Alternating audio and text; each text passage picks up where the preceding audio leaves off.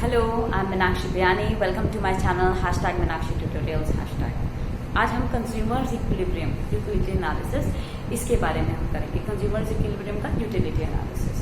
तो यूटिलिटी क्या होती है? यूटिलिटी का मतलब होता है satisfaction which is derived from the consumption of a commodity. जब आप एक कमोडिटी कंज्यूम करते हो तो उससे आपको कुछ सेटिस्फैक्शन मिलता है, वो होती है मेरी यूटिलिटी। यूटिलिटी का मतलब जो वांट सेटिस्फाइंग पावर होता है किसी भी कमोडिटी का, वो होता है यूटिलिटी। अब आप मेजर कैसे करते हो यूटिलिटी को? मेजर के लिए भी बड़ा ही इंटरेस्टिंग इसका वो था कि it can be measured cardinally और ऑर्डिनली। अब दो ग्रेट इकोनॉमिक्स थे, मार्शल और हिग्स, और इन दोनों के ओपिनियंस अलग अलग थे। मार्शल कह रहा था कि मार्शल ने कहा था कि आप इसको अपने level of satisfaction, that is अपनी यूटिलिटी को कार्डिनली मेजर कर सकते हो।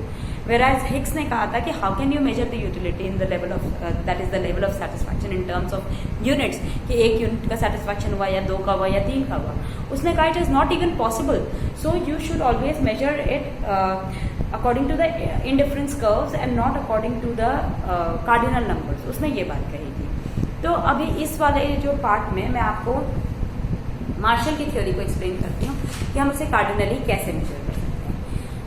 तो कार्डिनल जो मेजरमेंट था यूटिलिटी का, इसका मतलब यूटिलिटी को आप मेजर कर सकते हो बाय कार्डिनल नंबर्स 1, 2, 3। और ये जो कार्डिनल नंबर्स होते हैं, जब हम इनको मेजर करते हैं, इनको हम यूटिल्स के नाम से हम बताएंगे कि भाई जितना मुझे लेवल ऑफ सेटिस्फैक्शन होगा 1, 2, 3, 4, तो ये यूटिल्स में हम इसको मेजर करते हैं। ये जो इसने यूनिट्स का नाम दिया, जैसे कि हम लेंथ को मेजर करते हैं तो मीटर में करते हैं, हम मीटर या किलोमीटर में, हम वेट को मेजर करते हैं तो हम किलोग्राम में करते हैं, हम मिल्क वगैरह यानी कि लिक्विड्स को मेजर करते हैं तो वो लीटर में करते हैं। उसी तरह से जब हम सेटिस्फैक्शन को मेजर करते हैं तो वो हम यूटिल्स में करते हैं। ये चीज़ हमें इन्होंने कही थी, मार्शल ने कही थी। अब इसके बारे में भी मैं आपको बताती हूँ कि ये जो मैं अभी जो आपको एक्सप्लेन करूँगी, ये पूरा का पूरा मार्शल की थ्योरी के ऊपर में है, ठीक है।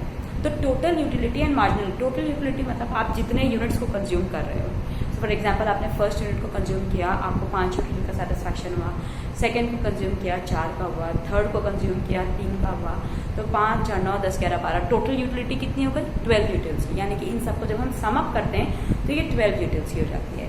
और मार्जिनल यूटिलिटी क्या होती है, ये भी मैं आपको बहुत अच्छे से बताती हूँ। मार्जिनल यूटिलिटी के बारे में इसलिए आपको कह रही हूँ, मार्जिनल टर्म का क्या मीनिंग होता है।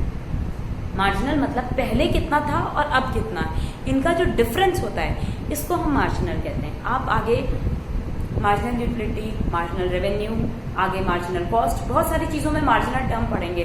इन सब का फॉर्मूला कैसे निकालते हैं। अगर मार्जिनल यूटिलिटी है तो उसका फॉर्मूला होता है TUN माइनस TUN माइनस 1। इसका मतलब अभी जो आप 10th यूनिट कंज्यूम कर रहे हो उसमें आपको कितना सेटिस्फैक्शन हो रहा है, माइनस इससे एक पहले वाली यूनिट्स में कितना सेटिस्फैक्शन होता है। फॉर एग्जाम्पल आप अभी 10 यूनिट्स कंज्यूम कर रहे हो, आपको 15 यूनिट का सेटिस्फैक्शन हो रहा है। और इसके पहले जब आप 9 यूनिट कंज्यूम कर रहे थे, आपको 13 यूनिट्स का सेटिस्फैक्शन हो रहा था। तो 13 में से 15 गए, 2 यूनिट्स जो होगा, ये मेरा क्या है, ये मेरा मार्जिनल यूटिलिटी होता है। सेम चीज कॉस्ट में, रेवेन्यू में, सब में पढ़ेंगे। फॉर्मूला सेम रहता है, TUN माइनस TUN माइनस 1। ये होता है मेरा मार्जिनल यूटिलिटी, ठीक है। तो ये मेरी marginal utility and total utility. अब इनका कर्व कैसे चलता है, देखिए आप इकोनॉमिक्स कर रहे हैं। इकोनॉमिक्स में सबसे इंपॉर्टेंट चीज ये होती है, मैंने आपको पहले भी अपने वीडियोस में बताया है कि आपको इनका ग्राफ से जरूर सपोर्ट करना चाहिए। तो इसके लिए आपका ग्राफ बहुत क्लियर होना चाहिए। जैसे कि ये सपोज करिए मेरा ये एक्स एक्सिस, ये वाई एक्सिस है, ये 0, और यहाँ मैं कंजम्पशन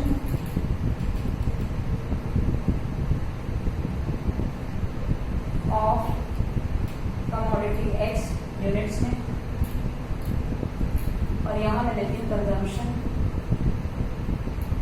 नहीं, यहाँ पे मैं लेती हूँ एक्स और एनयूएक्स। इससे कितनी टोटल यूटिलिटी है, कितनी मार्जिनल यूटिलिटी मुझे डिराइव हो रही है, यहाँ पे इसके बारे में। तो यहाँ से अगर मैं बनाती हूँ तो ये होती है मेरी टोटल यूटिलिटी। इसको भी आप पेपरिंग ना सीखिए, आप सिर्फ ऐसा सीखिए। और जो मेरी मार्जिनल यूटिलिटी वो हमेशा नीचे की तरफ जाती है, ये TUX है और ये NUX है, ठीक। ये होता है मेरा इसका ग्राफ। और जब भी कोई क्वेश्चन आता है, it is better that you support it with the help of graph. आपके लिए भी इजी रहेगा, एक्सप्लेनेशन में भी इजी रहेगा। और ग्राफ के साथ में आप एक छोटे से बॉक्स में ये जरूर बताइए कि आप इसमें क्या बताना चाहते थे।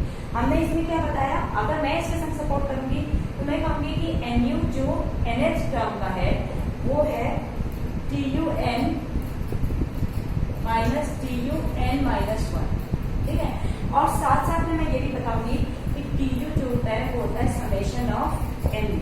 तो यानी कि जब मैं नॉर्मली इसको जब मैं लिखूंगी तो मैं ये दो चीजें इसके साथ में ग्राफ के सपोर्ट में ये दो चीजें जरूर लिखूंगी, क्योंकि ये दोनों ग्राफ साथ में बनाने का कोई रीजन तो होगा। वो ये रीजन होगा कि पहली बात ये दोनों रिलेटेड होते हैं, और दूसरी बात जब भी मैं सारे TUs को प्लस करूंगी, NUs को प्लस करूंगी तो वो TU के बराबर में आएगा। तो ये इस चीज को सपोर्ट करना मुझे बहुत जरूरी होता है। अच्छा, आपने नोटिस किया जब मैंने एग्जाम्पल भी दिया था तो मैंने कहा था कि मान लीजिए पहले यूनिट से आपको 10 यूनिट का सेटिस्फैक्शन होता है, दूसरे से 9 का होएगा, या 5, 4, 3 डिमिनिश होता जाता है। क्यों ऐसा होता है? मैं एक एग्जांपल देती हूँ आपको। जैसे मान लीजिए आपको बहुत ज़ोर से भूख लगी थी, ठीक है, आप गए, आपने आपकी फेवरेट, ऑलमोस्ट सबकी फेवरेट होते हैं गोलगप्पे खाने के लिए, आप लोग मार्केट गए, फ्रेंड्स और सबने प्लान किया, आप लोग जाते हैं गोलगप्पे खाते हैं। पहला प्लेट खाया तो ऑसम, बहुत अच्छा था, बहुत ही मज़ा आया आपको वो खा करके। दूसरे फ्रेंड ने धक्का किया, यार चल थोड़ा और खा लेते, क्या फर्क पड़ता है, तो आपने दूसरा प्लेट खाया। इतना मज़ा नहीं आएगा क्योंकि आपका पेट भर गया था। फिर भी सब फोर्स करते गए, आपको ज़बरदस्ती खिलाते गए। अल्टीमेटली क्या होगा, आप वहीं पे ही वॉमिट कर दोगे और वो आपको अच्छा भी नहीं लगेगा। उसके बाद ऊपर से कान और पकड़ोगे कि आगे से कई दिनों तक हम कोई गोलगप्पे खाएंगे ही नहीं, मुझे खाने ही नहीं, मुझे गोलगप्पे ही नहीं पसंद है। अल्टीमेटली ये होगा। क्यों? क्योंकि जैसे जैसे आप ज़्यादा यूनिट्स ऑफ कमोडिटी को कंज्यूम करते हो तो मार्जिनल यूटिलिटी हर सक्सेसिव यूनिट से डिमिनिश करने लगती है और अल्टीमेटली वो जीरो या नेगेटिव हो जाती है। जब पहला प्लेट खाया तो वो जो सेटिस्फैक्शन मिला, उसके बाद दूसरे प्लेट में वो सेटिस्फैक्शन कभी नहीं मिलेगा, और तीसरे में आते आते तो आपको पसंद ही नहीं आएगा, चौथे में आते आते आपने वॉमिट कर दिया तो वो नेगेटिव मार्जिनल यूटिलिटी हो गई। जब तक NU पॉजिटिव है तब तक TU इंक्रीज करेगा। इसीलिए मैंने कहा था कि मैं इसको भी नीचे नहीं लेके जाती। जब मैंने ये ग्राफ बनाया तो मैंने कहा था ना, मैं नीचे नहीं लेके जाती, क्योंकि अगर ये नीचे आ गया तो ये नेगेटिव में चला जाएगा। अगर ये नीचे आ जाएगा तो NU जो है वो नेगेटिव में चला जाएगा। एक छोटे से ग्राफ में आपको ये चीज दिखाती हूं। देखिए, अगर मान लीजिए ये ऐसे बढ़ के ऐसे आ गया तो जहां तक ये मैक्सिमम पे है वहां तक ये NU मैक्सिमम होगा, उसके बाद ये नीचे आ जाएगा। ये था मेरा TU और ये है मेरा NUX, ठीक है। इसीलिए मैंने इसमें इसके साथ सपोर्ट नहीं किया था, इस चीज को सीधा किया था।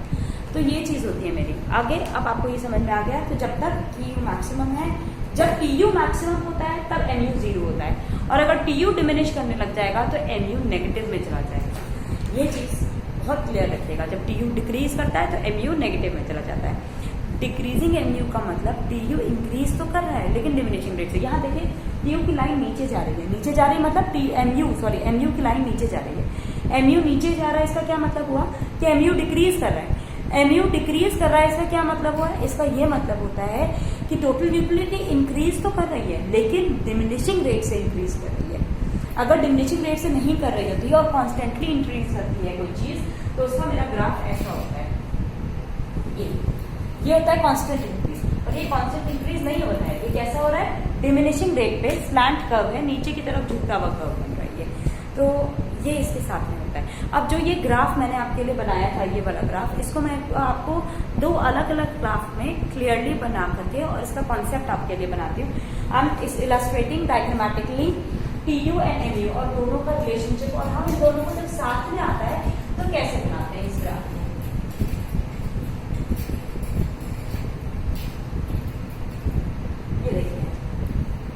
एक बड़ी स्लाइड बना दीजिए। एक ग्राफ मेरा TU का होगा, एक MU का होगा, बीच का ये जो पोर्शन है इसको हम रख देते हैं।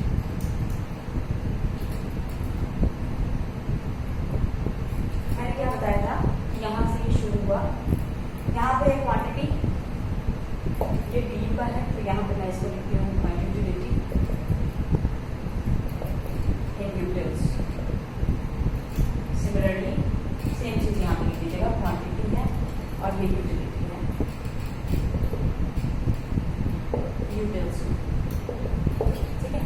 ये है मेरा TU। अब TU की हेल्प से मेरा MU का कर्व बनेगा, ठीक। TU की हेल्प से MU का कर्व कैसे बनेगा?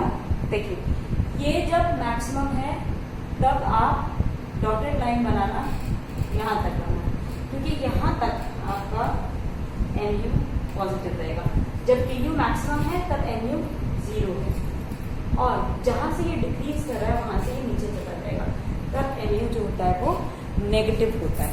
जब tu मैक्सिमम है तब मेरा mu, जब तक tu मैक्सिमम था मेरा mu जो था वो मैक्सिमम गया तो mu 0 था, और जैसे tu डिक्रीज करने लगेगा मेरा mu जो है वो नेगेटिव चला जाएगा। So I hope this graph is quite clear to you all, and ये ही इसका एक्सप्लेनेशन है कि tu जो होता है वो हमेशा क्या होता है, समेशन ऑफ mu होता है। tu इंक्रीज करेगा till as long as mu is positive.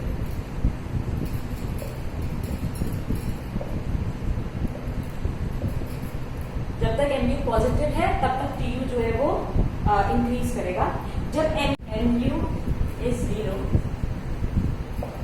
tu is maximum, and जब when mu इज नेगेटिव तब tu जो है वो डिक्रीज कर रहा है, then tu is decreasing, and the last thing, decreasing mu implies decreasing. What does decreasing implies? It implies that tu is increasing at a diminishing rate.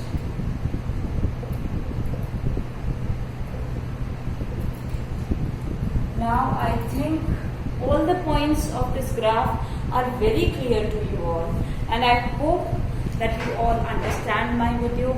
I hope that you all get it very clearly, and still if there are any doubts you all can ask me in the, and I hope you all like my video.